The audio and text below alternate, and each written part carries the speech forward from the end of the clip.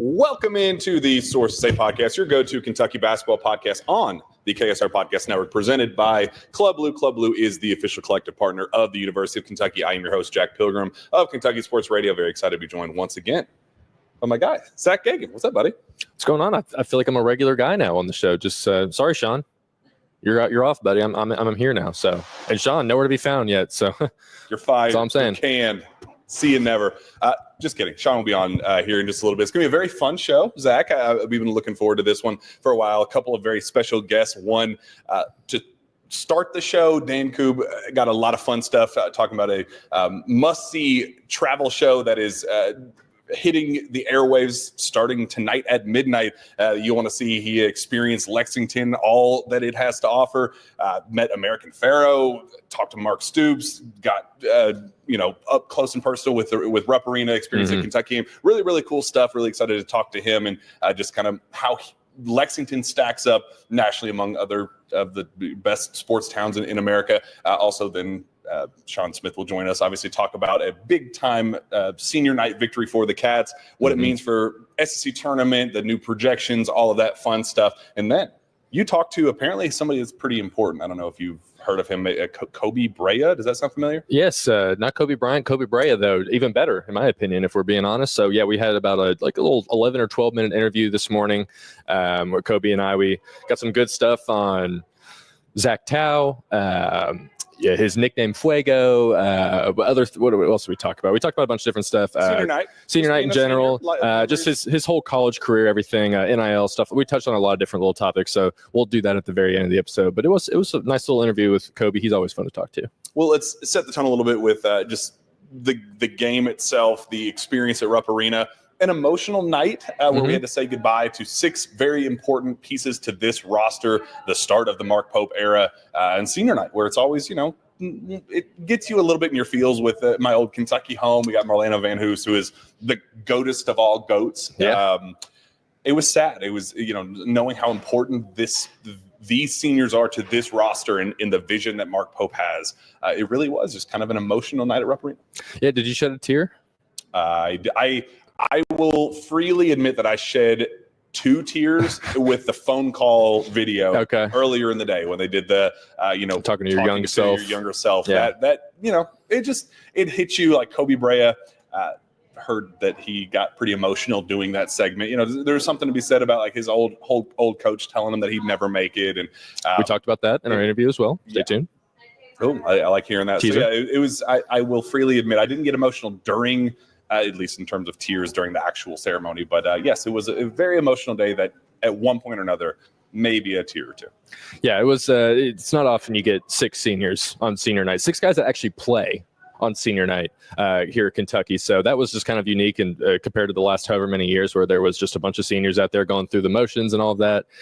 They broke through their, what did we call them again? The purple or the paper, not purple, they're white. Paper circles. I said circle. You had a better word for it though. They're Sean right now. Circulars, not spheres, hoops.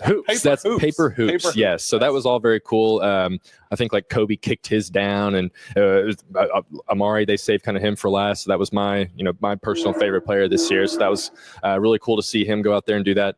Oddly enough, it was the underclassmen that ended up being the best part of the game for Kentucky in terms of production and winning by 31 points. But afterwards, I think that was the best part when Pope had everyone stick around and all the seniors stick around and said, hey, we're going to have each one of these 6 guys come out and say just a handful of words to the whole crowd that was left over. Because honestly, a lot of people left because Kentucky was up by 1,000 points for literally, 30 or like 80% of that game, essentially. So everyone that was left got that cool moment, and then all of them stayed after late and signed autographs and everything. So that was all really cool stuff because these are guys that definitely most of them did not expect to ever see themselves playing at Kentucky, and for that to finally happen, and it went really quick. We just hit game 31, so the season's flying by. I'm sure it was emotional for them as well. And then you have the whole Zach Tao element to it as well, where they had the pregame speech from Lamont Butler where he's like, let's get him his jersey, stuff like that, which is really cool. Again, another plug with Koby Brea. He talks about that, gave us a behind the scenes look there. So it was cool.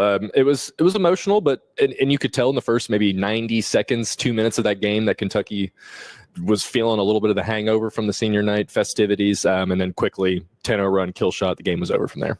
Well, we have a lot to talk about with that. We'll talk about what the game means. Was it a must-win in terms of SEC tournament seeding, and just kind of the landscape is just hectic. Like there are like 100 different scenarios of how this thing could unfold, both tonight and then obviously this weekend as the regular season comes to a close. But until then, let's bring on our guy Dan Koob, host of the new sports travel show, SportsTown. Man, it's going to be a lot of fun. Dan's jumping on with us. So, yeah, we'll do microphone roulette right now. Love it. Thank you. Thank you. There we go. Just scooch on in here. There we Gentlemen, go. thanks for having me. Great spot you have here. Loving my time in Lexington. Loving watching the Cats last night, by the way. Just putting the hammer down on LSU. Yeah, that was a lot of fun. So your experience in Lexington, like what has this been about? Like, I guess what was your mission to go from town to town to town and say, like, who is the most passionate fan base? What is the best, sports food and viewing areas? Like what led to your decision to say, like, hey, I want to do this? Well, this has been a decades-long theory and search. Three of my friends and I have had this idea for SportsTown forever. I mean, I don't want to date myself, but over 15 years ago when I was in college, you're looking at me like, Jesus Christ, this guy's so old. Like 14, so. Oh, my God. Yeah. Well, we have nothing in common. But one of the best things about sports in general are you watch them and you're watching a game on TV, you're watching guys play at Rupp, and you're thinking, like, that environment, that atmosphere looks like something I want to go see. This is a show for anyone who has ever watched a game on TV and said that to themselves. We are curating the perfect sports weekend for people who want to go travel to see sporting events. But, like when you travel to go watch Kentucky basketball, you don't just go to the game. You've got 24, 48, 72 hours to kill, right? Yeah. So this show is about how you fill all those other hours in all these towns that you go to. So personally, like when I think about Kentucky, think about Lexington. I'm from Philadelphia, born and raised, went to Temple in Philadelphia, right? John Chaney, my favorite basketball coach of all time for numerous reasons, send in the goon squad, if you will. But when I think about the perfect college town, the perfect college environment, I think about Lexington, Kentucky. Now, I did live in Louisville for a bunch of years. I was a reporter at WLKY in Louisville. So I'm sorry. Hey, that's okay. I one of my favorite things about college towns and college states like Kentucky is the fact that, like we say in Philly, like, oh, we hate the Cowboys. No, you all hate Louisville. Correct. And it is hilarious to watch as an outsider. But it's like that sort of passion I just absolutely love. And I fell in love with the state and everything we can do here and the people. So when we were trying to figure out, like, hey, where are we going to go first? I'm going to be honest, Duke, we reached out to Duke first. And they said, come back to us when you're on Netflix. So, yeah, not a big Duke fan. Yeah, wow, real burn, Duke. So we're never going to Duke. But Lexington and UK basketball said, we love the idea. We love the concept. Your second, your I don't want to say sloppy seconds, but hardly. Your leftovers. The search for the best sports town in America, right? We love the concept. We love the idea. Come shoot it in Lexington. Come home, Dan. Come home to Lexington. And we did, and we had an amazing time. I mean, the show was really about discovering what creates a great sports town, but a lot of that is really about the community, the people, and sort of like the intertwining, the fabric of that community, and how important these teams are to you guys, how important this team is to everybody who comes into KS Bar and watches a game. And that is really like the soul of the show, is putting a name and a face to all these places. So what did you get to do while you're in Lexington? And what were some of the biggest highlights? I know that on the trailer we got to see American Pharaoh. Yeah. I know that you had a conversation with Mark Stoops, maybe had a glass of the famous RD1. Like what were some of the opportunities that you got to indulge in? Well, we got to shoot some bourbon with Stoops. There we go. Ooh, in the off season, he was like very much like, it was a long off season, so he had plenty of time. Season, right? Well, I'm not going to touch that one because he was kind enough to come onto the program. We did all kinds of stuff. I mean, we went to Keeneland, we went to Ashford Stud, saw American Pharaoh, saw Justify. I got bit by Epicenter, which really pissed me off, actually. My wife and I host a derby party every year in our house outside of Philly. And in 2023, right, when he was the second betting favorite, I think it was 8-1 he went off, loses to Rich Strike. I put a substantial amount of money on Epicenter. And he lost, and I lost my mind. So I kind of came in with a bit of an agenda that day. I was like, I know Epicenter lives here. I'm going to MF this horse. And I walked over to the horse, and he legitimately reached out and just bit me, which we were able to capture on camera. So that was a great story. But, we really got a chance to explore not only Lexington, but everywhere around too. Like, you're going to see Buffalo Trace in this episode. You're going to see RD1 with Mark Stoops. You're going to see James E. Pepper. You're going to see Castle and Key. So we really explore the entire space because we want people to watch the show and feel like I've been now to Lexington, Kentucky. Or if you've never considered coming to Lexington, like Lexington is hosting, third and fourth round of the tournament this year, right? If you're a team that's going to be coming to Rupp, you got to fill more time, right? Like, you can go to practice on the off day, but otherwise you're kind of looking around saying, like, I got 4 days to fill in Lexington. The show is going to curate the perfect sports weekend for you.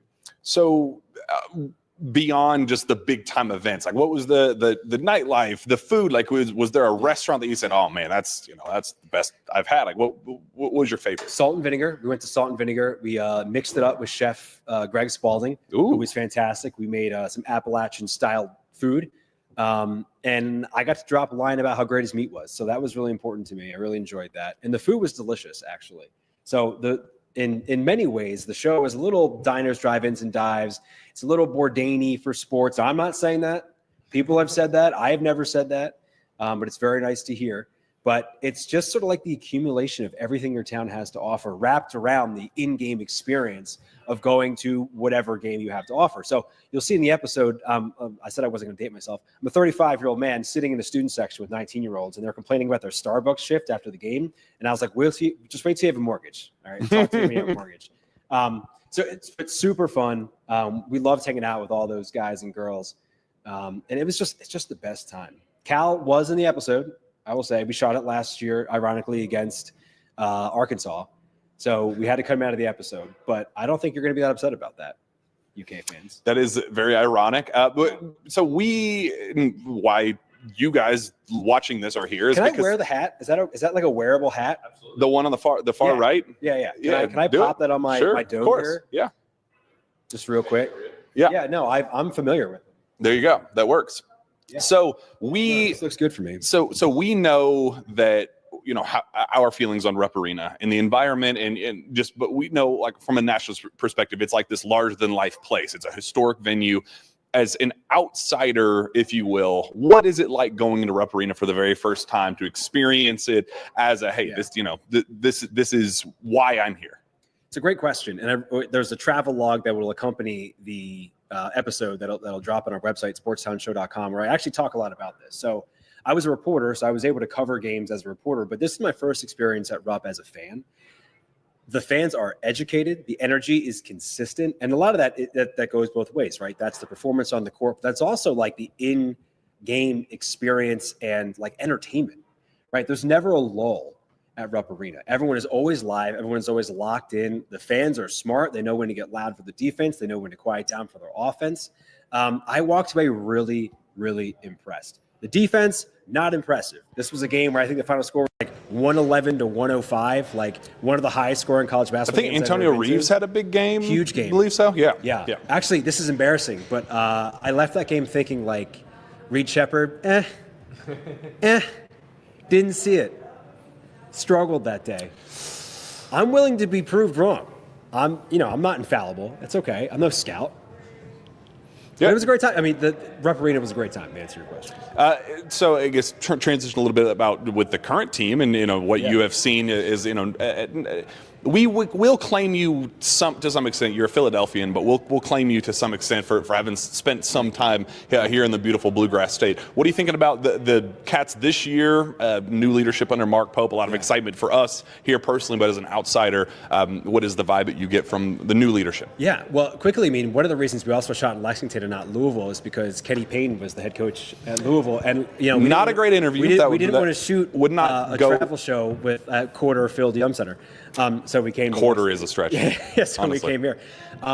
It's a great question. I covered a lot of those Cal teams, like from 15 to 18. We're talking about like De'Aaron Fox, Malik good Monk. Run. Really good run, but like kind of hollow. Like we were talking before we hit record, the mission statement for those teams was get to the NBA. Mm-hmm. Kentucky, to me, felt just like a way station for a lot of these guys. And it feels like with Mark Pope, the substance is back in the program a little bit. There's a little more stability year. And obviously, it's only been 1 year, right? But you've got the potential for a lot more stability where the stated mission is not to just get these guys to bigger contracts, but to actually, I don't know, like win a national championship again. That's important. We care about that here. Get past the first weekend again. That also important. Feels pretty important now in the NIL world, right? So just from an outside perspective, like the Auburn game was tough, right? But a great bounce back against LSU last night. There's sort of like a yo-yoing effect, and I struggle, and I'm curious for your thoughts on this. I struggle kind of with like the depth of the SEC. Like you look at the top 25, there's like 8 SEC teams in the top 25. It's just tough for these kids to get up every single night, regardless of how few games they play. Right? There's only 32, 33 games on the schedule, but like the depth of the league tests you night in and night out. So like, are you surprised that it's been a bit of like a yo-yo effect in the last couple weeks? Not necessarily. And I think, injuries obviously is a really important talking point with it. And just they're trying to figure the new version of them with Jackson Robinson out for the rest of the year. So I think there's kind of this understanding that the latest bracketology has 12 SEC teams making the NCAA tournament. So you kind of say, okay, well, we lost to an NCAA tournament team tonight. It wasn't that we lost to a Drexel or, a bottom tier like, UNC Wilmington, Kentucky lost to UNC under Cal last season. It was the end of the world. This year, when you lose to a Clemson on the road in, their home turf, you go, well, that team's going to make the NCAA tournament. You expect that. So game in and game out, I think there's just kind of this, understanding that we'll take the short-term bumps and bruises, knowing that they're going to be ready for the moment when March comes, and that's what we all care about. That's what this fan base cares about through and through. I was trying to be dialed into your answer, but Ryan's pecs are just staring daggers into me. Now they look great. I don't know if it's a pec fly. Those are earned, not given. Yeah, pecs. I don't know if it's a pec fly dumbbell bench combination superset he's doing, but it looks amazing. I gotta be honest, I'm staring at the chest. Do you know the backstory behind that? Do I need to? Do you know why, what earned, not given is, the running joke in Kentucky? Well, I assume it's just because of, athletes and some of their attitudes. There is a very important figure of Kentucky past that had that exact tattoo that he has. Wow. Okay. Can you guess who had that tattoo? John Calipari. Very close. Oh God. Oh no. Okay. The same last name. Oh yes, of course. I was here for Brad. Yeah, some of the worst tattoos you've ever seen. Brad has an earned, not given. Yes. The epitome, he lives an existence of given, not earned. His tattoos were so abhorrent. No offense, Brad. That when we were shooting games, we would make a point to get close-ups of his tattoos to laugh at them later. Again, no offense, Brad. He's coaching somewhere else now, right? Arkansas. Oh, sure. He's on the bench. Right. Yeah. He's legacy at the fraternity house. Yeah. I got that is a great way to put it. So yes, that is forever in existence. How could I forget? Yeah, that forever. So let's wrap this thing up with just kind of what's next. Yeah. We get the Lexington episode tonight that drops at midnight. We'll want you to tell fans where to find that. But what is next? What do you hope to accomplish here in the next weeks, months, years with the series? Well, please go watch the show at our YouTube page, SportsTown Show on YouTube. That's SportsTown Show all over social media. That's every social media you could possibly imagine. Imagine 4 35-year-old guys on TikTok MySpace trying to figure it out. If we could put it on Xanga, I would have. I don't even know what that is. Oh, jeez. Okay. Does anybody know what Xanga is back there? Oh my God. Okay, we'll cut this in post. Find it at SportsTown Show on YouTube. The goal here is to just continue to expand. We've got great relationships around the country. You're going to see us popping up in NFL cities. You're going to see us popping up in more college towns. And we not Duke though. Not Duke. No, we're not going to Duke. We will never go to Duke. I'm willing to say it right here, right now. We will never go to Durham. Good. Chapel Hill. We'll see you later. We'll go to the Chapel Hill. We'll go to NC State. We're going to circle. Just get a nice little circle around Duke. You're going to see us pop up in a lot of interesting places, too. I mean, you think about the Derby, right, is a great Louisville episode. Think about the Indy 500 is a cool Indy Speedway, Indiana episode. And we'd love to go international. I mean, somebody asked me earlier today, what's my dream scenario? Not just because I like to travel, but F1 in Monaco. That'd be cool. That would be pretty sweet, right? Let's go check out Monaco. Now, we would probably need someone to pay us for that, but we'll get there one day. Sponsors maybe one day. But like, will you vote? Sponsor the show. Will you do a vote to determine like, hey, this is the best sports town? Like, what is the? It's a great question. I think once we get enough under our belt, like once we get 5-6 episodes banked, then I think it makes sense to stack them up and see what people think. If we were to put out something right now, here's what we should do. Lexington is the best because it's the one episode we've done. Here's what we should do. We should put out a Kentucky-only poll between Louisville and Lexington, and we'll see what happens. I think we know what would happen. Okay, it'd be like Lord of the Flies. Yeah. Does anyone get that reference? I read that. Okay, all right, cool. Yeah. Oh my God. Well, damn man, this was an absolute blast. We're looking forward to watching the episode drop midnight, right? Yeah, midnight. But feel free to watch it whenever you want. I won't be up at midnight, so I'll watch it tomorrow. Watch party. I'll host it at my place. We'll watch it. If tonight. you host a watch party here at midnight, I will come back. I probably won't do that, but we're really looking forward to watching it, Dan. We appreciate you coming on with us. This was a lot of fun, man. I hope you continue to stay with the Kentucky family and you root Kentucky onto a Final Four in your first year, kind of covering the team in this capacity. Would love to see it. Cool, man. We'll get you swapped out with Sean Smith, and we'll see you next time. Sounds good. Thanks, guys. We'll steal your mic, throw it back to Zach, and we'll break down a little bit of Kentucky basketball. Why, a lot to tell you. Did you Google Zanga? I did, yeah.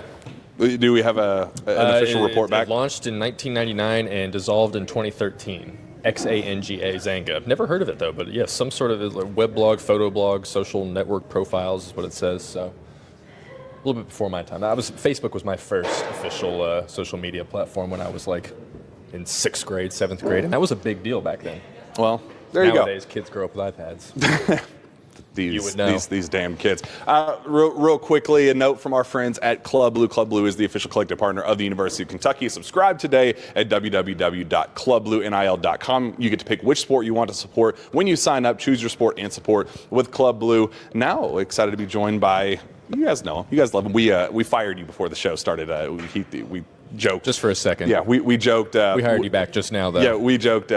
We said, welcome back, Zach. And he was like, hey, I'm like a regular. No sign of Sean. And I was like, yeah, we fired him. So you have been rehired. Congrats. I'm sure some people may panic if they hear that at the beginning, because I've been getting a lot of messages like, where the heck have you been? Well, coaching a title run. Come on now. I'm 2 games from Rupp Arena right now. That's where I've been. So we got Lexington Catholic coming up on Saturday, and then from there, a regional final next Tuesday, hopefully. So we'll see where we go from there. We're gonna have to play like musical chairs with these mics. But like, how has that been? We've been trying to keep the momentum moving forward with you keeping up with the Cats. But obviously, like, your eyes are on your own March Madness run, if you will. Yeah, I mean, I can sit here and click.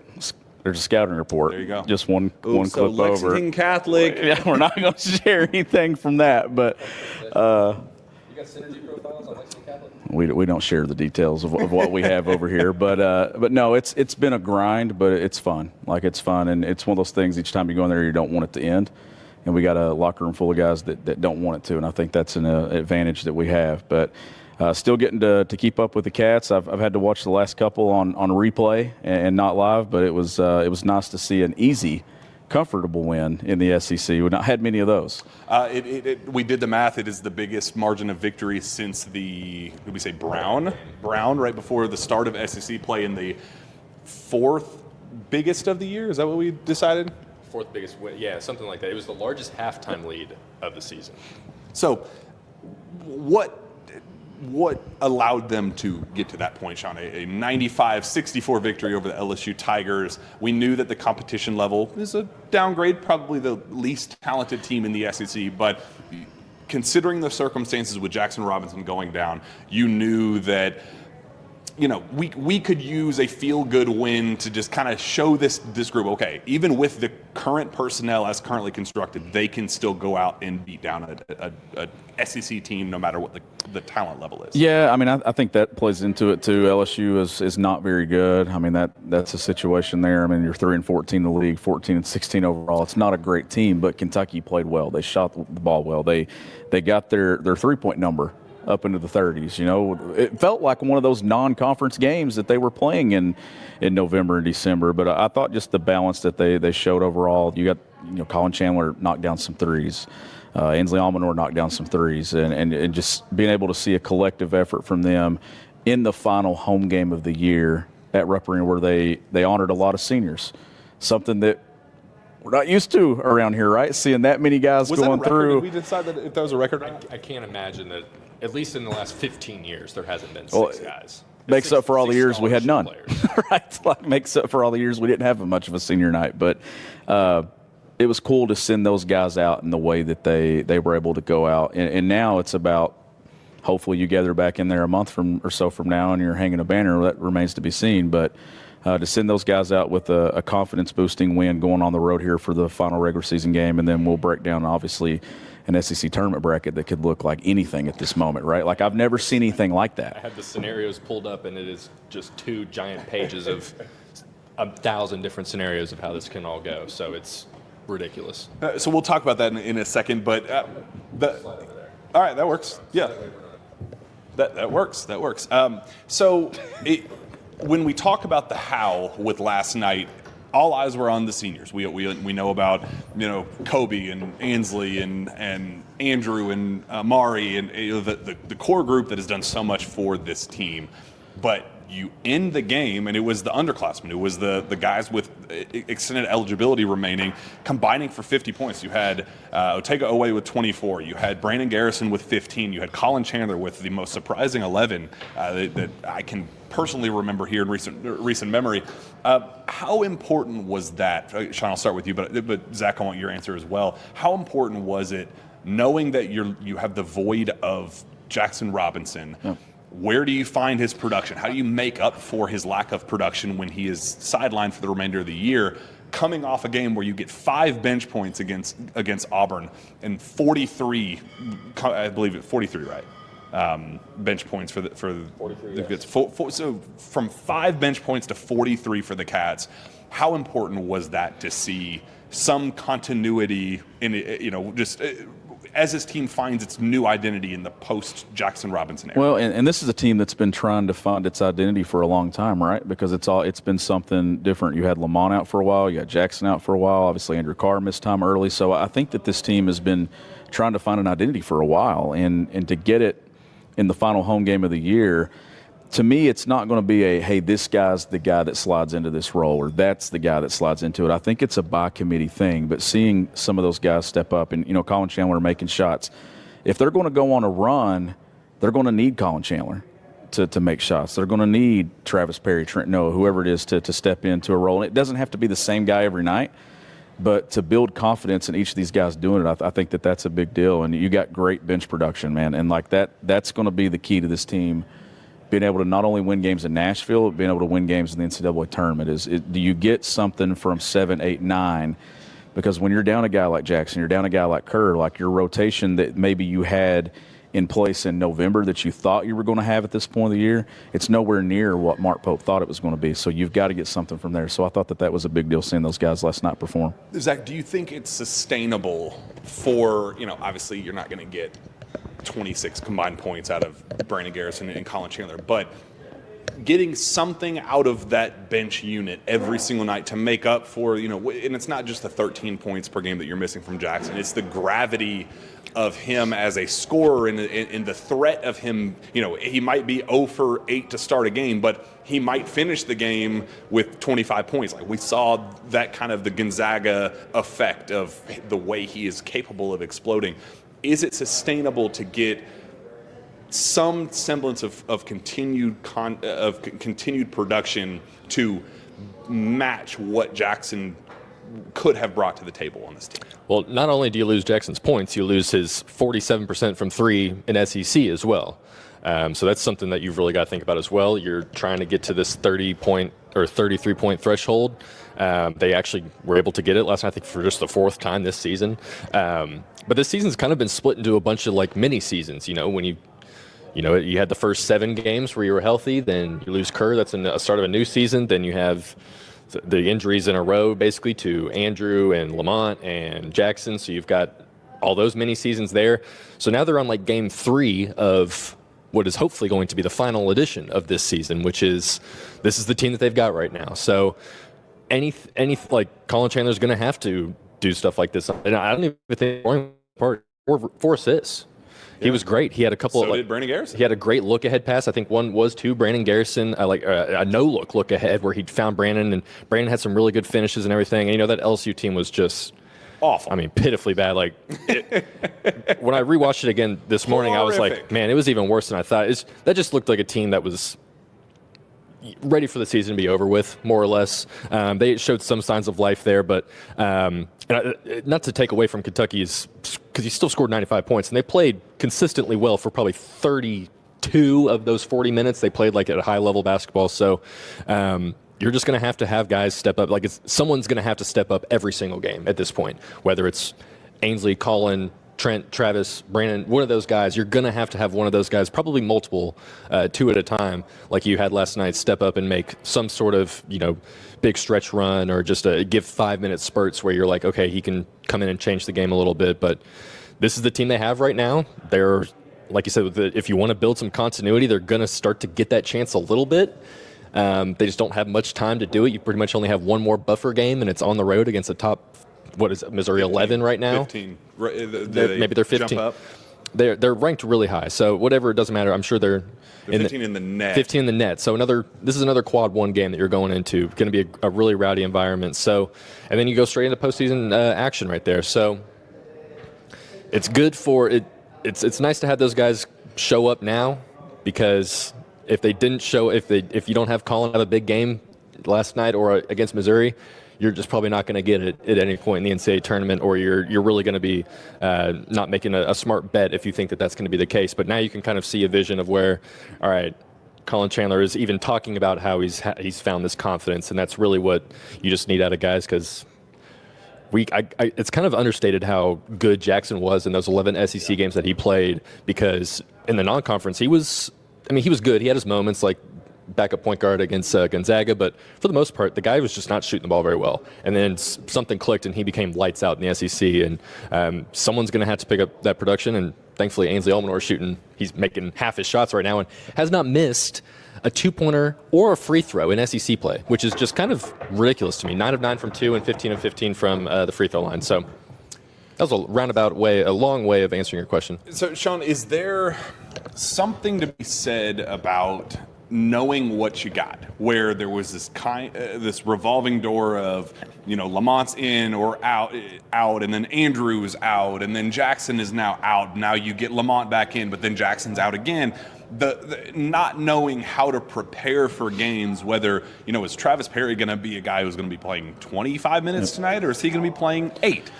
What is the value in just kind of knowing this is barring something drastic, and God willing, I don't think the injury bug can bite any harder and more significant. Like, please, for the love of God, don't give us that.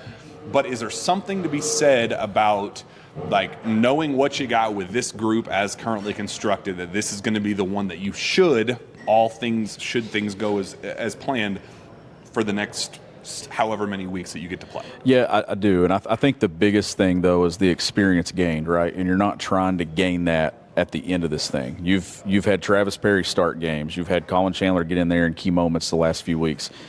You're not having to do it like here the last game of the regular season and then going into Nashville. You've had that period of time here to kind of navigate it, and now you've got guys back. You've got Lamont back. Yeah, Jax is out for the remainder of the year, but getting those guys like Lamont and, Andrew Carr starting to come back into form, getting those guys comfortable, and then allowing these guys that have maybe had to increase a role go back to a role that they're better suited for, I think is probably the best recipe for success when they get in postseason play. And it doesn't have to be the same guy every single night, right? Like, it may be, if you get in that NCAA tournament or you get in Nashville, it may be Colin Chandler on night 1. It may be Travis Perry on night 2. But it's a by-committee approach. When you look at this box score and you see the rebounding and the balance, you see guys with 4 or 5 assists, 3 assists. Like, to me, this team's success is built around, do they get good balance across a lot of areas in the box score, and can those freshmen continue to contribute? Does Ainsley Almanor continue to make open threes? Kentucky's got a chance Getting Lamont back and down for this key stretch, I think, is a big deal. You're going to have bigger nights from Koby Brea. But seeing those bench guys perform at a high clip last night, I think, is a big confidence boost for Mark Pope and this team going into the final game of the regular season. And Sean, you said this team has a chance. What does that look like?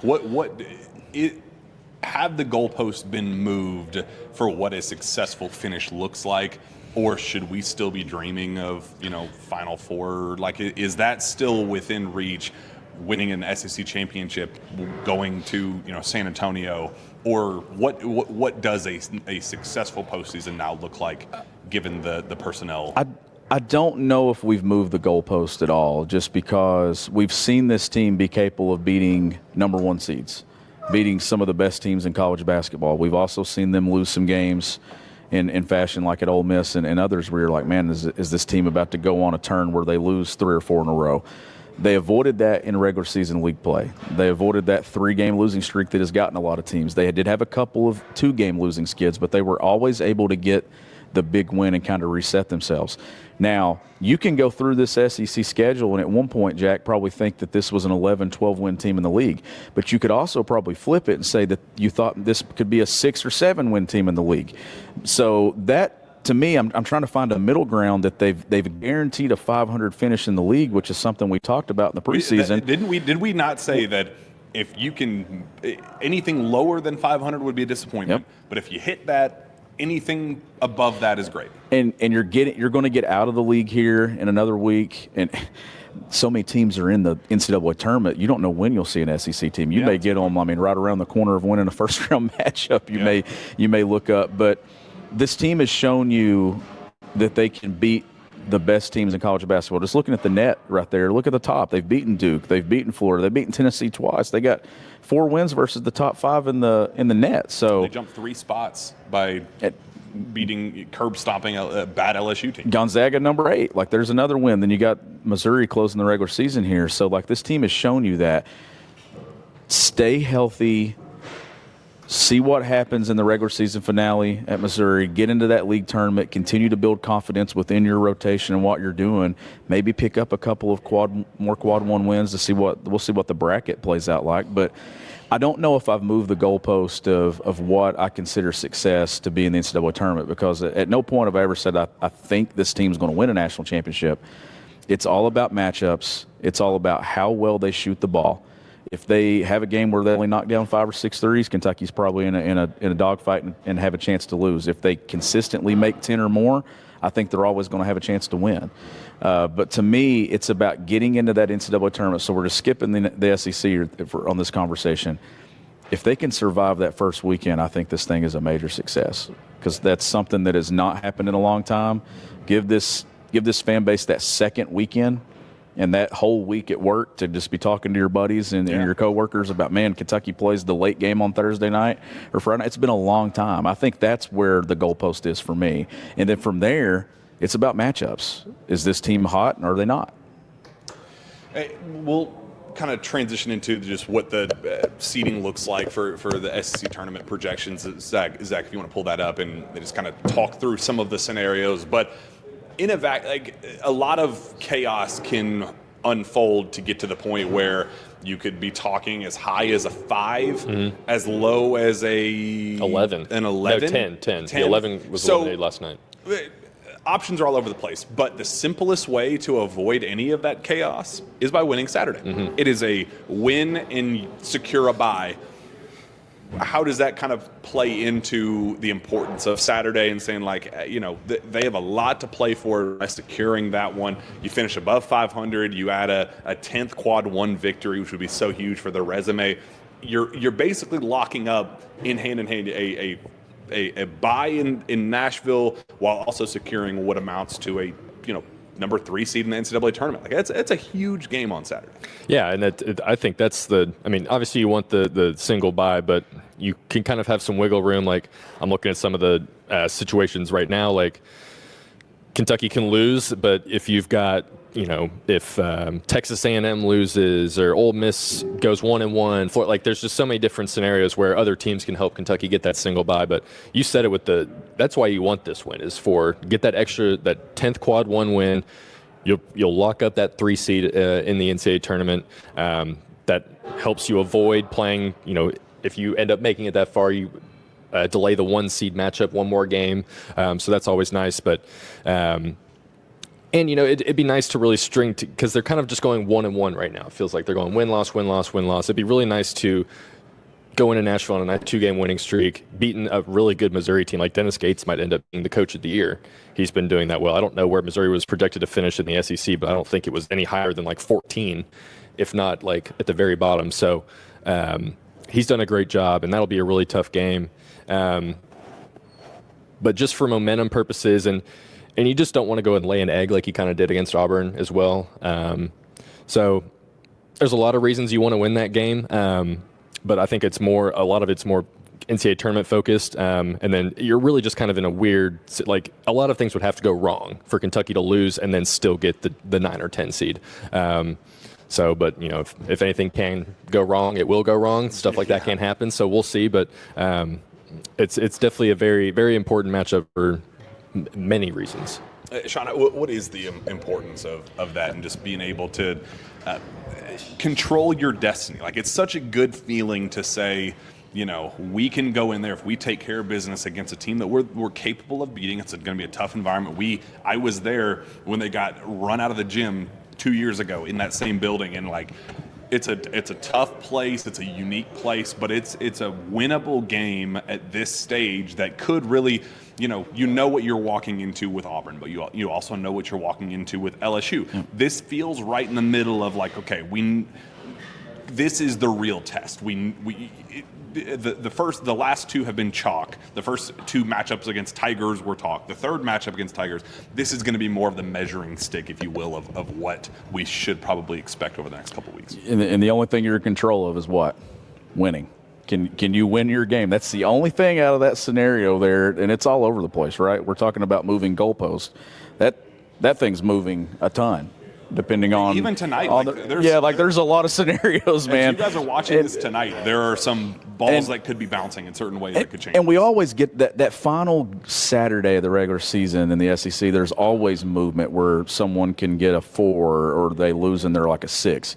This goes all the way from a 5 to a 9 or a 10, a 5 to a 10 like that. And it's not just you that's in that movement. There's a lot of teams in the league. Sorry, guys. Kentucky is mathematically safe from falling below the 9 seeds. Okay, there we go. Hey, there's a win. We won in the middle of the show. Speaking of mathematically, you have a 20-win season. You have a 9-win SEC season. Yeah, sure, that's not the seasons you won around Lexington, but when 61% of your games are quad ones, that's a massive chunk of games. 61%, yeah. This will be the 19th quad 1 game coming up. Wow. So, I mean, you're talking large number. I mean, is any Kentucky basketball schedule ever been 61% quad 1 games? No. There's no way, right? Because the league is not what it is, hasn't been what it is this year. It's gradually gotten better, but this year is just incredible. But you see Auburn obviously comes in here last weekend. I know I didn't get to talk about that one with you all, but then you look and they lose. So, I mean, classic hangover, classic trap game for them. They secure the number 1. Yeah, they secure the number 1 seed. You get your, it's just regardless conference. Regardless of how this thing falls this weekend, that tournament is going to feel like a Final Four weekend. Wait until it's an 8-9 matchup with Arkansas in the first round for Kentucky. Well, do you want that? Yes, I do. I do too. I feel pretty strongly, and that also does kind of feel like a control your destiny kind of feel, where it's like, okay, we saw the first matchup, the emotions, it felt like the fan base. It was a really weird game that it felt like we got John Calipari's best shot. If you can't win in a do-less team, a Boogie Fland-less Arkansas team, then it's not meant to be, and you don't deserve to advance in the SEC tournament. You don't deserve the 3 seed that would come with winning that game. And, at this point, it does just kind of feel like, okay, we got the emotions of the Coach Cal return to Kentucky. Now we get to play ball. It does just kind of feel like that storyline is behind us, and that would be more of a basketball matchup than a PR matchup. It would be. I think that I want that one. I'd obviously, you don't want to be you a higher seed. But if that's the matchup that you get, I'm sure Nashville will be thrilled with that matchup. But it's going to be fun regardless of where this thing falls. Obviously, before we even get to that point, there is an important game on Saturday that you can get another quad one win to kind of increase that resume for not the SEC tournament, but the NCAA tournament.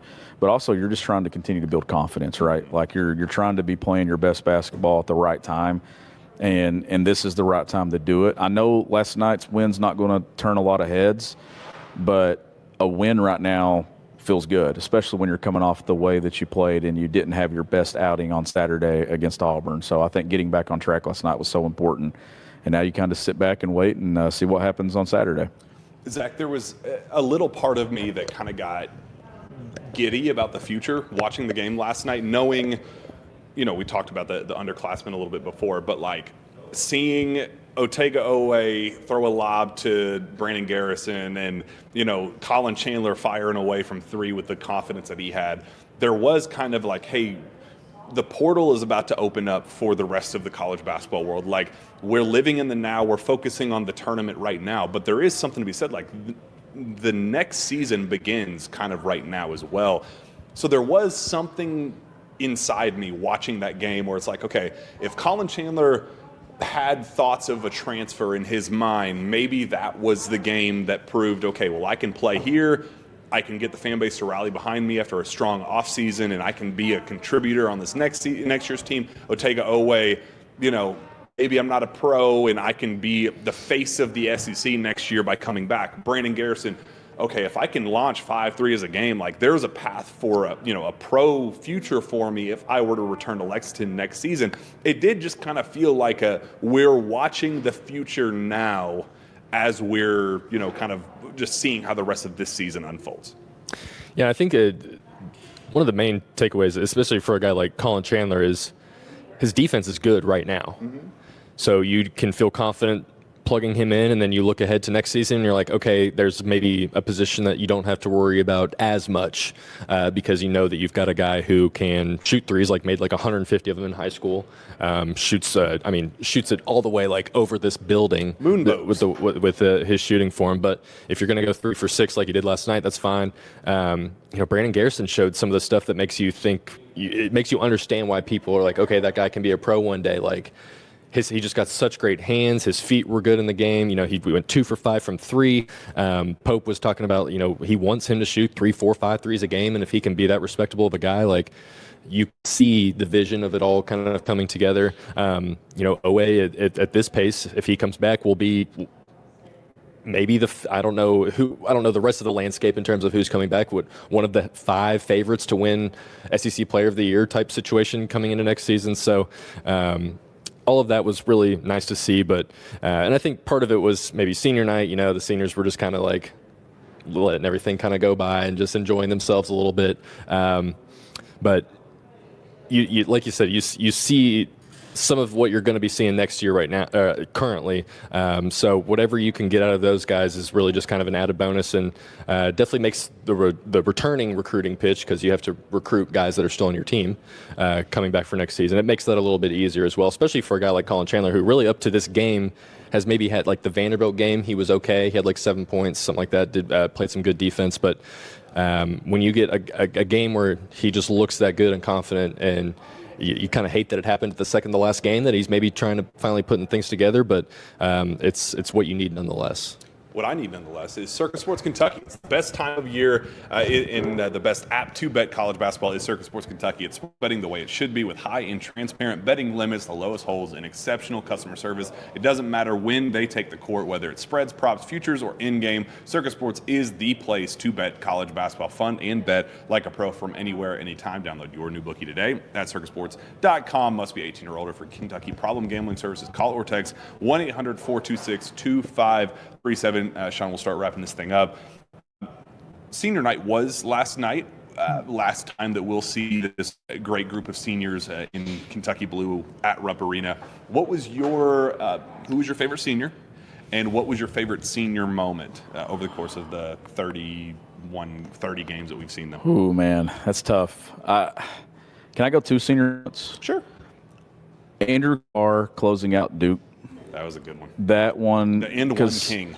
Because we didn't really, you had those the exhibition games and things and non-conference, but you still were trying to learn these guys, right? Like you'd had the off season, but seeing them in that moment against Duke and watching him close it out, I think that's my favorite.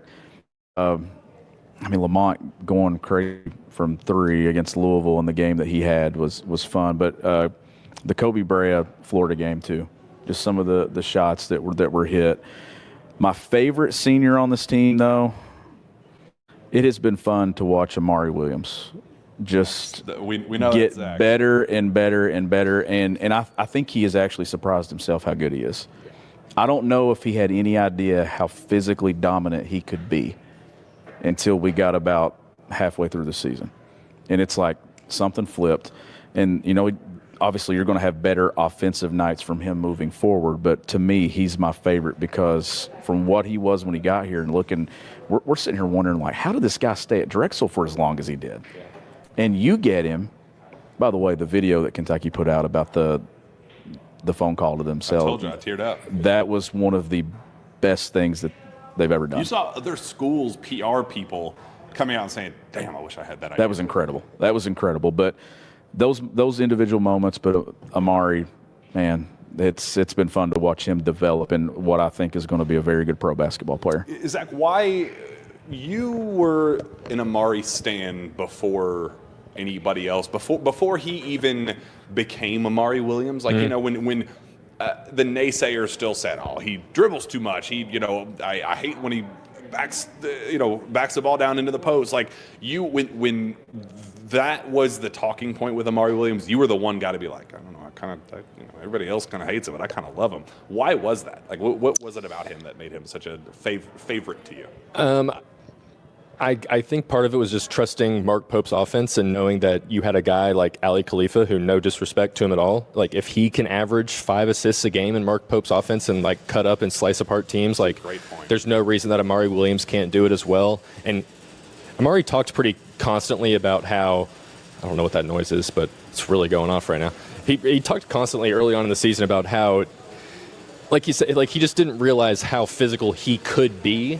Because at Drexel, it was like if you just lower your shoulder once, you're getting called for a charge every single time. Like he just didn't really understand, and like what Sean said, he didn't know how good he was until he said it was the second half of the Florida game. Said that when we interviewed him last week. He said the second half of the Florida game where things started to click for him. Where he said, and I believe that was the second. Was that the first SEC game or second? Very first. Where he's playing against the actual SEC sides. He said, okay, he's the guy, the trick shot guy right now. It's like, I understand it. Like, that was him. Like, he's like, okay, I get it. But I saw the passing that he had, the vision he had, you could see it was all there. It was just a matter of, he had to learn his teammates first was part of it. Because a lot of his turnovers early on weren't necessarily his fault. It was both of him and the guy he was passing to's fault. They just weren't on the same page. That has really changed. He's become, like, he knows Mark Pope's offense by the back of his hand right now. So those were some of the things where I'm not sure I saw him being like kind of as reliable as like a hook shot guy as he is, or like a guy that is like really become pretty consistent, like that 4 or 5 foot shot where he just can push it right in, right off the backboard. And he's really gotten good at doing that pump fake. He draws a lot of and ones, and a lot of that just goes back to his size and knowing that he can overpower all those guys. So part of my love for Amari was just kind of hoping as well that he would figure it out eventually. And I knew he was smart enough a guy to do it. And Pope continued to give him the opportunity. And I think that was another part of it as well, where it's like, Pope's going to go with this guy until either he just averages 8 turnovers a game or he turns into an all-SEC player, which is what he has been and what he will be. So, you just don't see 7-footers pass the ball like that very often, and they're all playing in the NBA when you do, or they're Ali Khalifa. That one where he whipped it behind his head, I was like, he turned the ball over, but it was it was a scramble drill. It happened, but there was like if he had completed that pass, there would have been an NBA team that said, why is he not a first-round pick? Yeah. Like, that's one of those plays that you play on draft night where you go, that was the moment that he became a first-round pick. But he's done stuff like that too, like not to that, because that was like, I mean, he caught it and like flung the thing behind his back and it went almost right out of bounds. But he's done stuff like that all year. He can dribble the ball up the floor. Like, he just has traits that you just don't see very often. So I was more than comfortable to kind of take the lumps that he was not playing well early in the season with just all the turnovers and not really understanding how big he was. And luckily he figured it out. And like I said, a big part of it is when you have a coach that believes in you and kind of has no other option, honestly, but to believe in you, because do you want to see Brandon Garrison running what Amari's done? He tried last night. There were moments that he was like, hey. Brandon's a good passer. He is. I'm not trying to take anything away from him at all in terms of his passing because he's great, but he's just not – his basketball IQ isn't what Amari's is in terms of running an offense. Hopefully it gets there. I think it can get there. That's a conversation for another day, though, that I'm sure we'll talk about many times this coming summer. But, so that's my spiel on Amari. He's one of my all-time favorite Kentucky players to watch here, just for everything that I've talked about right there. And he's a guy that really understands what it means to play at Kentucky, even though he's from the UK to UK. You know, like he in his little video, he said, "You probably have no idea where Lexington is."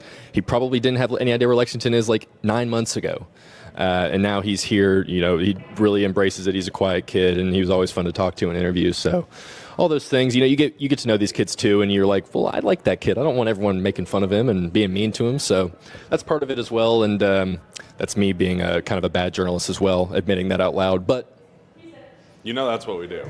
Jack's wearing a Kentucky shirt as well right now. So who am I to say? Kentucky shirts at every public event with Kentucky basketball. You know, the one note on Amari too. There was obviously a lot of talk early about, is it really the guy you want to be running your offense through in the middle third of the floor? And he didn't look comfortable there for a stretch doing it. But credit to this staff and Mark Pope, they didn't go away from it. Because, like you said, who else was going to do it? And you can't just scrap your system when you're in late December or January, right? Like, you've got to stay true to who you are.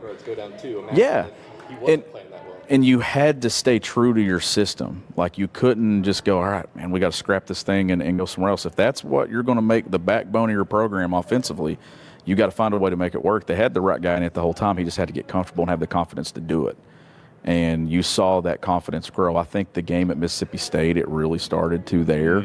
And then it just kept growing and growing and growing. And he's still going to have his moments, but I can see him having a really good run here in postseason play.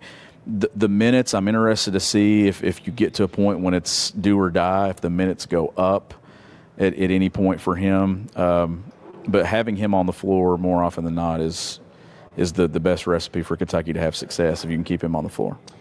I love the pop that he got when they did the speeches after the game. They went one by one. You know, Lamont comes out, he talks, "Yay, we love Lamont." Ansley comes out, "Yay, we love Ansley." But when we got to Amari, the pop was just like, and I think it's because like everybody knows he's quiet, he's shy, he doesn't want to get the celebration and the attention that comes with having a microphone in front of 20,000 people. But it was really cool to kind of let him get that pop and get that moment. I think he really appreciated that. Another note, when you get all the buzz of like, will Brandon Garrison enter the transfer portal? Well, what happens with a Colin Chandler? What happens with some of these other guys? Mark Pope last night, when talking about just kind of, Brandon Garrison taking 5 threes last night, and, is that the future, what he looks like?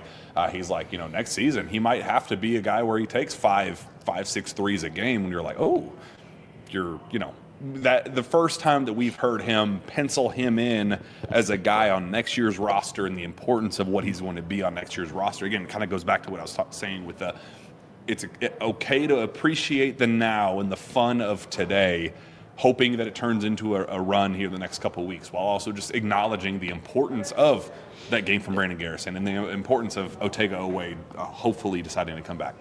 I mean, you're active. You have to actively recruit your guys constantly, right? So that was one of those moments too where you're actively recruiting. You say something publicly like, yeah, that is something that he's going to have to do more of next year. So I think that you're going to hear those things throughout the season, and every coach does that, right? When it comes to guys that you're trying to retain, we know that.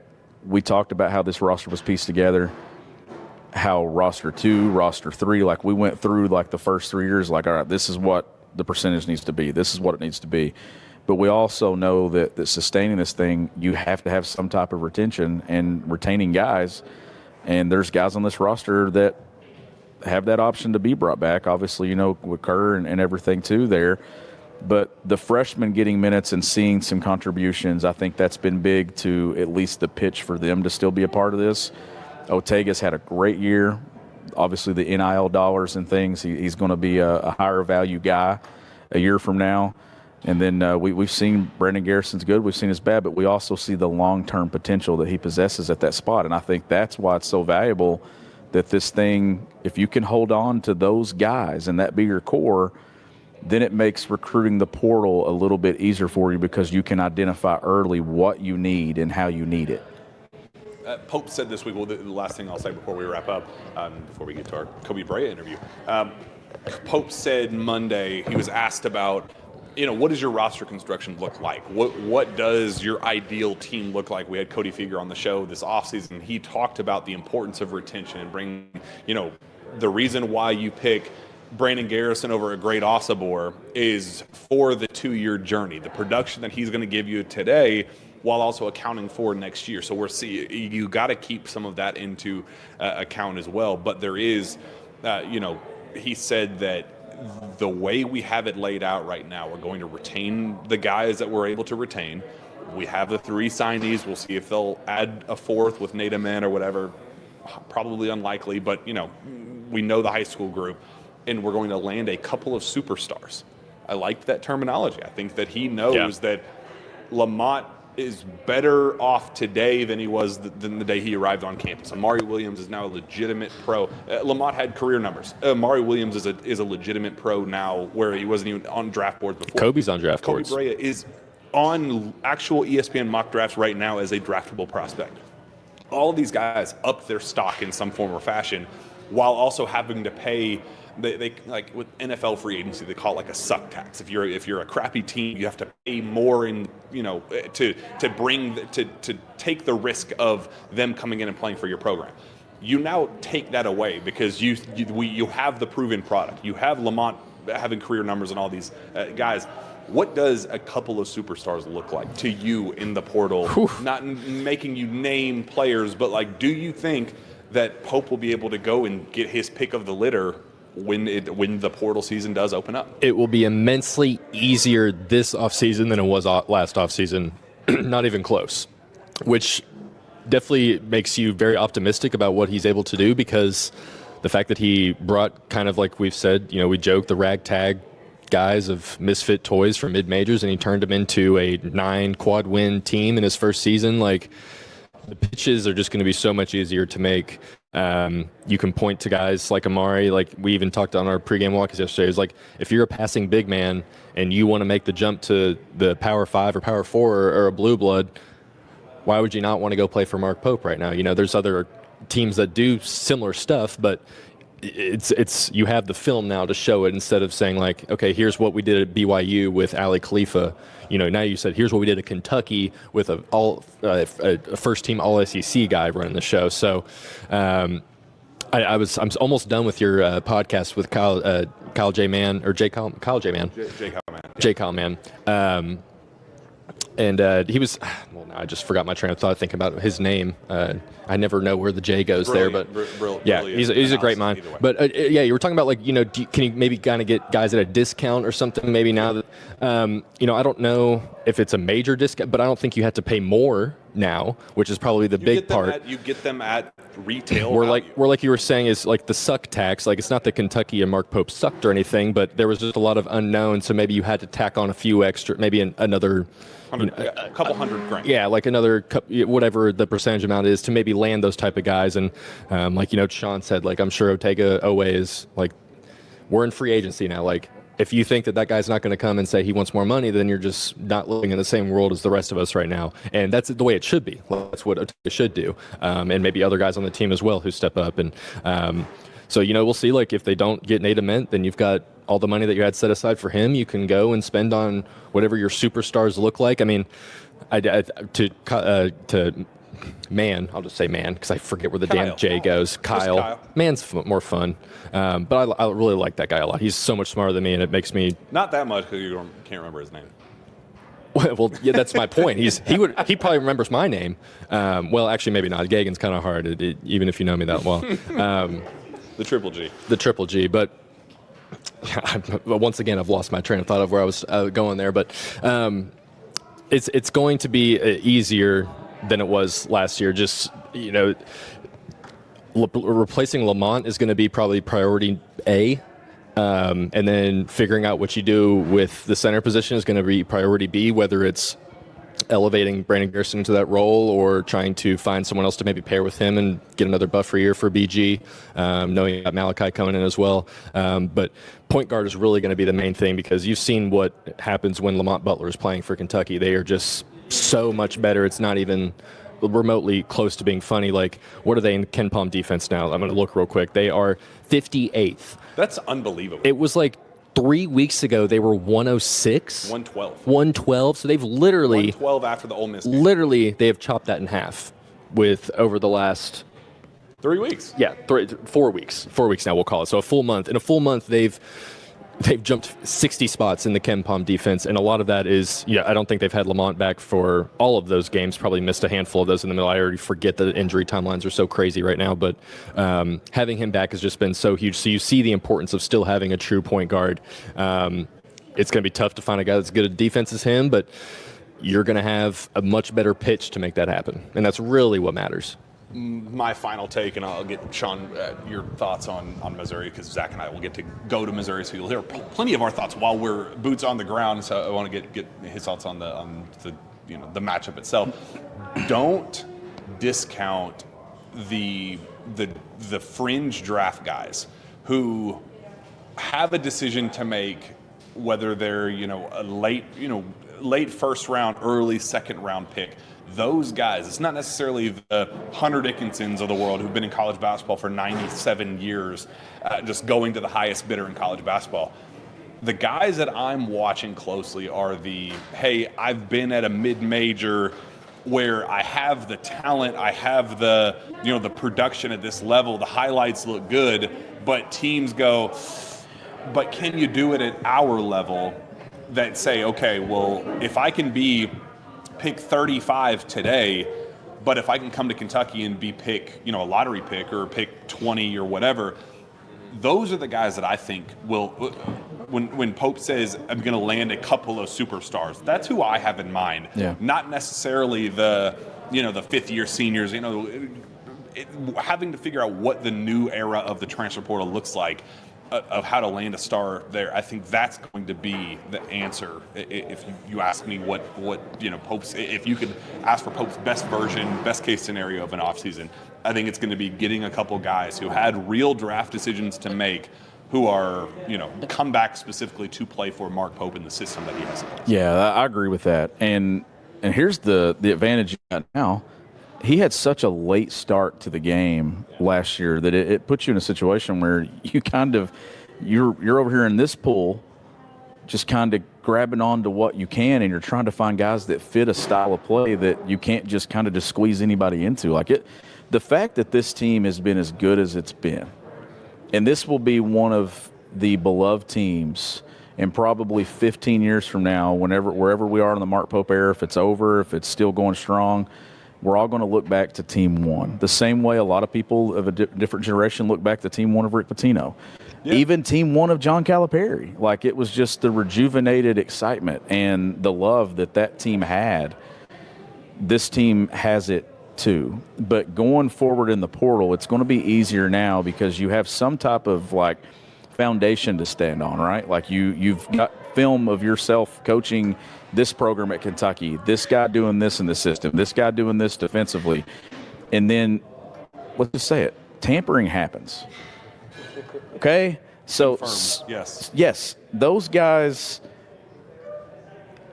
guys went to the portal, but look, a lot of people know where they're going, or at least have this collection of schools that this is where I'm looking at. Mm-hmm. Mark Pope had such a late start that it's hard to swing and make contact with everything. And now he's going to have a chance because this is his program now.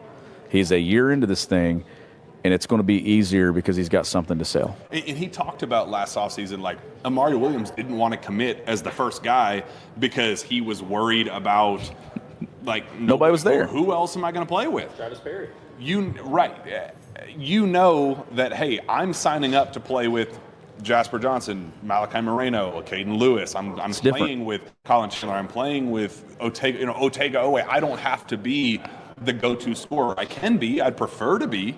but I don't have to be the guy that scores on every single possession and be, as the ultimate weight of the program on my shoulders. He's in such a good spot. Like the program is in such a healthy, safe spot right now that no matter how these next couple of weeks unfold, things are good. The program is in an unbelievably positive place that I'm really excited for this offseason. I don't want this ride to end, but I'm really excited for the offseason to see the fruits of his labor, the reward that comes with just kind of the work that he was able to put in over the last 9 months. Hopefully what I'm about to say makes a ton of sense, but when you're just looking at success in year one, this thing may not end up in the Final Four. It may not end up with a national championship or even Elite Eight like John Calipari's first year did, or Tubby Smith obviously won a national title in year one. But when you're talking about success in coaching jobs and a job well done, this may be the most impressive one because, look, even John Calipari had something to start with here. He got Patrick Patterson. He had seniors. He had Perry Stevenson, Ramon Harris. Like, there was something here. Rick Pitino had Kentucky kids here. Tubby Smith got a really good roster. There was nothing here. There was nothing. Travis Perry, that was it. He had to go out and add every single piece. Decision to make. Yes, so that's why I think it's, if you're trying to judge this thing based off of anything other than just what it is in this moment, regardless of how this thing ends, this has been a major success. This has been a team that Kentucky fans have loved from day one. They have won really big high-level basketball games. They've beaten Duke. They've beaten Louisville. They swept Tennessee. They've beaten Florida. Like, the wins are there. I just hope they get somewhat of a run here to attach to it. But this has been a success. And when you're talking that you had nothing to start with and you had to go out and you couldn't recruit the high school ranks, you had to go flip a Kentucky kid from South Carolina. Colin Chandler comes with you. Travis Perry decided to stay, but the rest is portal. You couldn't just go swing it top 5, top 10, top 15 kids that late. So now you've got something to go with it. You've got a high school class, and you can go swing in the portal and see where they go. Well, let's wrap this thing up. How do you expect this weekend to go? Can they end the season on 2-0, little 2-0 streak against the Tigers and lock in that single bye and number 3 seed? So I'm pretty sure Missouri only lost one game out there in SEC play at home, I believe, and that was A&M, if I'm not mistaken. I think that was the only loss that they've had in that building in league play. So obviously you know you're going into a tough environment. At this point in the year, only home loss of the season, Jack. So does that make you feel better or worse about it's it? It's going to be tough. I'm not discounting that at all. We've also been in this thing like the last few years, and this is a different program now, different coach, but I remember 2 years ago when Kentucky went to Arkansas, and I didn't think there was any chance in the world they were going to win that final game of the regular season, and Antonio Reeves went off. Even last year, they go to Knoxville, and that was the game that kind of gave us confidence, thinking we were about to go to Phoenix and go to a Final Four. So I don't know how that unfolds. I don't know what Saturday holds, but I think what I'm going to tell myself is win or lose, not paying too much attention to it because I want to see how they perform in Nashville. But I think it's the last one, right? You're in March. The calendar is flipped the last few games.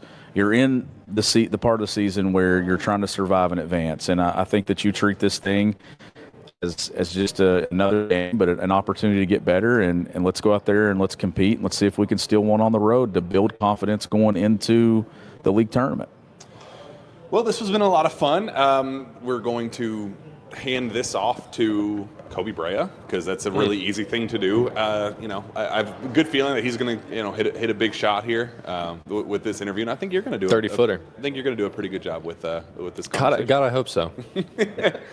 Zach, we're going to have a fun time down in Columbia. Are you excited for Columbia? I am actually. I don't think I've ever actually been in Missouri, so I'm excited to see.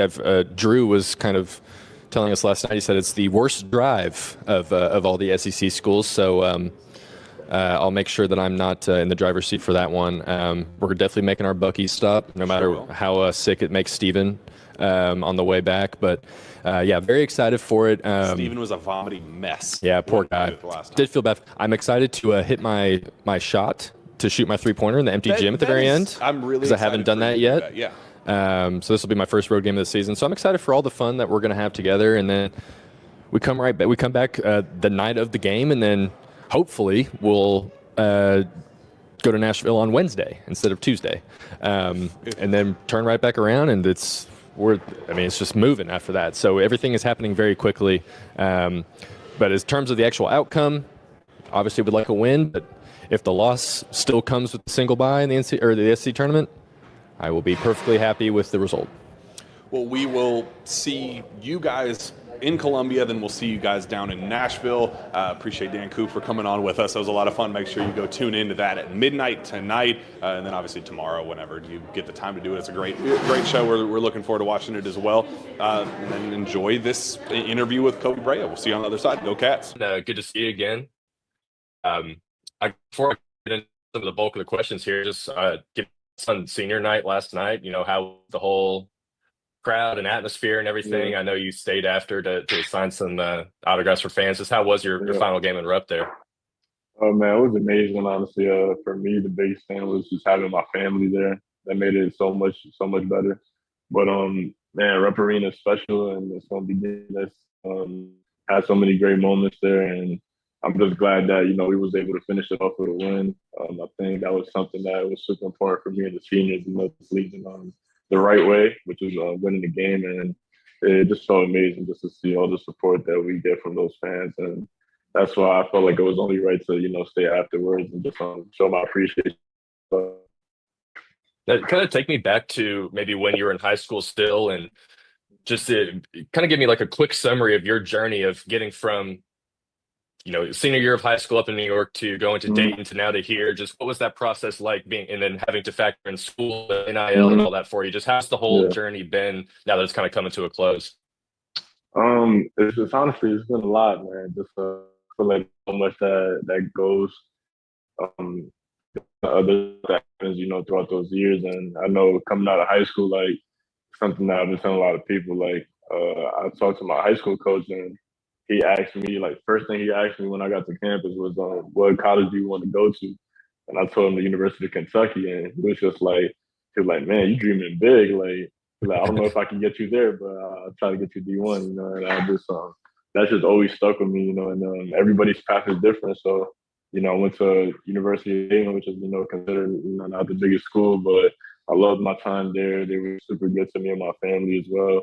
Really enjoyed playing, in front of those fans, and I think we did really special things there as well. And then at the transfer portal, came to Kentucky, and it's just been everything that I wanted it to be. It's been super good. Obviously, like you said, you got NIL now, and it's a whole new world for everybody. But I think it really gives the athletes a chance to be themselves, with brands that they want to work with, and to also be able to have impact on kids and just other people, like for me, myself, having my camp in New York, NIL has helped me a lot with that. I try to make it free for everybody, and, it's not about me, it's about them, so NIL really gives me the opportunity to do that. But on top of everything, you got to make sure that you're educated, throughout the process with, finance and the money, like, students don't usually, have to go until you get to the pro level, but now you kind of got to, educate yourself a little bit earlier, and that's why I was super excited and that I got to work with TurboTax, because they've helped me so much, man. Like just not having to worry about that piece of everything with the taxes, I'm able to. Everybody gets scared around this time because it's time to file your taxes and everything, but especially when you're in season, especially when you're in season, it could be a lot. So, they've been able to help me a lot. Just they provide English and Spanish, which for somebody like me, I'm Hispanic, so I speak Spanish as well, and they help me with that. And they're open 7 days a week, so you can talk to them whenever. And not only can you talk to an expert and help you with your taxes, but if you don't want to go through the whole process of getting the help and doing it yourself, you can literally just hand them your taxes and they'll completely do it for you. So for like I said, for an athlete like me, that's probably the best option. Just let them take care of it, and I can focus on basketball in school. Yeah, I completely get it. I did the exact same thing 2 weeks ago because I hate dealing with it myself. But so I know you got TurboTax and then all the other NILs, and you've also got a kids camp. I know that you did. You even touched on it up in New York. How much do you actually I'm sure you want to do as many NIL deals as you can, but how much do you Mm, actually try and be like, I want to do something that I actually maybe believe in or like use and yeah. stuff like that? Did that Mm. factor a lot into some of the reasons you did all those partnerships? Yeah, for sure. I feel like, NIL isn't so much about just the what they're willing to give you or the amount that they're willing to pay you and stuff like that. It's more about just staying true to yourself, keeping your image clean and making sure that they're trying to help you as well, that it's not just fully about them. And for me, I've been able to, like, even with Aloe, there's somebody that they've been able to help me, kind of get into like the fashion world of things. And for me, that's like also new. So, just to wear their clothes and have some picture that's not just about basketball on my page, that that helps me as well. But yeah, it's super important just to stay true to your values, stay true to yourself, and not just work with anybody. Just be a little smart about who you work with. Yes, I want to ask about kind of like, especially this season where a lot of your teammates have gone through injuries and things like that. How has Mhm. that maybe factored into how you go about training day by day, your everyday Yeah. routine? Did that maybe factor into maybe how you approached it, thinking, hey, I don't want to go through that same stuff too. How can I prevent to Yeah. do all that? Yeah, I mean, I think we have like really good people that help us, with the athletic trainer and strength trainer, and they definitely help to prevent injuries. But sometimes like it's really hard to stop yourself from getting hurt. It's just so many things that happen in a basketball game that you're not really able to control them. But for me, it's definitely just understanding that since we have so much limited amount of bodies now, I kind of just got to take care of my body even more because I don't want to have our team have one less player, So it's just about having more urgency, taking care of your body and making sure you get your rest and everything, and just taking care of yourself for your team. Can you take me behind the scenes of what happened with Zach Tout last night, and that whole thing, kind of how that Yeah, sparked up and how Lamont brought it all up? I kind of want to know yeah, what happened behind the scenes there. man, it was so dope because it's honestly something that we've been talking about the whole year. Like, he obviously he came in a little late. He was last walk on that we had on our team, and he wasn't able to get a jersey. The coaches wanted to keep him on edge and make sure that he still did the right things every single day. So it's something we talked about. We're like, man, like he deserves it. Like he's been working his tail off every single day. Like there's no doubt about it. He deserves it. And Lamar was just at like obviously our last game against Auburn, we didn't perform to the way that we felt like we should have, and we kind of had that chip on our shoulders going into last night, especially for senior night. And everybody always has a speech before the game, and this time it was Lamont. And he was just talking about how he's pissed. He's pissed that we lost last game, and he's pissed that maybe guys that had to contribute a little more didn't contribute that game, and he was pissed. And then lastly, he was like, he's pissed that Zach hasn't gotten his jersey yet. And we all like facts. We all pissed about that. Like he deserves it. And then out of nowhere, Lamont's like, "Yo, Zach, go get your jersey." And then they hand him his jersey, and Zach is just like super hype, and everybody's hyping him up, and we all just happy for him and everything. And just to see him, be from here and put that jersey on, I know it's really special to him. I'll sneak in one more question here. Just what are your expectations for this? Will be your second March Madness coming up here. Mm-hmm. Just obviously it'll be your last run too. Just how do you think you all are playing going into the postseason here? And just what are your expectations for your final run in March Madness? Yeah, I think we all have high expectations. Since we came in, the goal hasn't changed for us, which is obviously getting banner number 9. And I feel like it's possible. I feel like we have the right guys to get it done. We have the right group, right coaching staff, right everything, and we just got to make it happen. So the whole team is hungry. We're ready to go, and we just honestly we can't wait. I'm super excited. Gotcha. Well, if unless someone tells me to stop, I'm going to ask you another question. Um, I know you did that video of like talking to your younger self Mhm. with UK the other day. I think you mentioned something like maybe one of your coaches said that they didn't Yeah, think you'd make it this far. Can you yeah, explain more about that and maybe how you overcame that adversity? yeah. I think throughout my life, I always been doubted. I was never, highly recruited coming out of high school. I wasn't no 5-star, no 4-star, and so my path was a little bit different to get here. I didn't always have, everything handed to me, and I really had to just work, and I feel like I got it the hard way. I went to a mid major in Dayton. Like I said, I loved it there, but it's not the traditional path. So I got to go there, and when I went to the transfer portal, and I talked to the coaches. Like I was super super hyped about hearing from Kentucky. Like I was, it was the happiest I've been in a long time. So once I heard from them, like everything changed for me. And obviously coming here, like I said, like it's been a blessing, and I've really enjoyed my time here. And I just can't wait for what we have left to do. All right, last quick one. I'll let you get out because they're probably going to shoot me away. The Fuego nickname, where did that come from? It actually came from my mom.